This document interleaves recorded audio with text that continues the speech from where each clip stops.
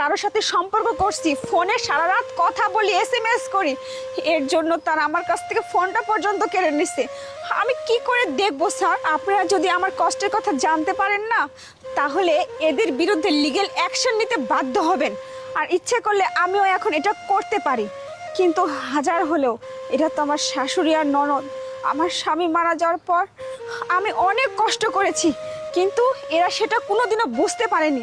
মা, কাউকে না জোর করে ঘরে বন্দি করে রাখা যায় না। আমি একটা প্রাপ্তবয়স্ক মেয়ে, আমার অনেক ইচ্ছা আছে, আমার স্বাধীনতা আছে, কিন্তু আপনারা আমার স্বাধীনতায় হস্তক্ষেপ করছেন, অনেক কথা বলছেন। তার সত্ত্বেও আমি কারো কথা গ্রাহ্য না করে সব কিছুকে পেছনে ফেলে সামনের দিকে এগিয়ে গেছি। আর যার কারণে আল্লাহ আজকে আমাকে এত সুখের একটা দিন দেখিয়েছে। আমি তো জানতামই না যে আমি একজন ম্যাজিস্ট্রেট হয়ে গেছি, কিন্তু যখন আজকে জানতে পারতেছি না, চিৎকার করে সারা দুনিয়ার কাছে বলতে ইচ্ছা করতেছে যে আমি আমার কষ্টের ফল পাইছি। কিন্তু আপনারা সেটা কোনোদিনও বুঝবেন না। আপনারা শুধু মানুষের নোংরা চেহারা দেখতে পান, ভালো কিছু দেখতে পান না, মানুষকে উৎসাহ দিতে জানেন না। কার ভিতরে কি প্রতিভা লুকিয়ে থাকে উপর থেকে কোনোদিন বোঝা যায় না।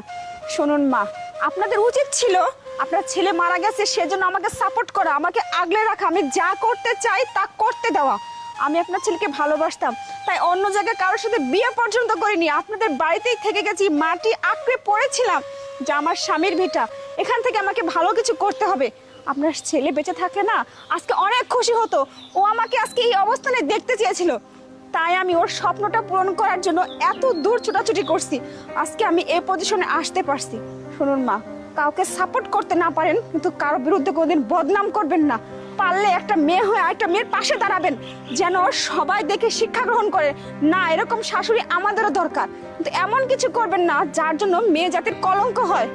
স্যার, আপনাদেরকে অনেক ধন্যবাদ যে আপনারা আমার ঠিকানা খুঁজে এনে আমাকে এত খুশির একটা খবর দিলেন। তাছাড়া তো আমি জানতেই পারতাম না যে আমি কষ্টের ফলাফলটা পেয়েছি।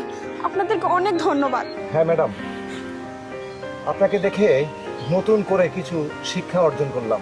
যাই হোক, আপনার মতো সংগ্রামী মানুষ আমি আমার লাইফে কখনো দেখিনি, যে এমন সংগ্রাম করে তার নিজস্ব জায়গায় সে পৌঁছায়। এটা আমি আপনাকেই দেখলাম।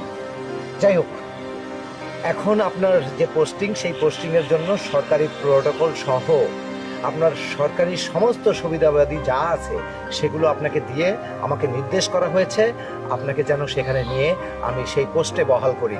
আপনি প্লিজ চলুন, আপনার গাড়ি, আপনার সমস্ত প্রোটোকল আপনার জন্য অপেক্ষা করছে। আপনি আজ থেকে সেখানেই থাকবেন। আসুন ম্যাডাম। Thank you sir.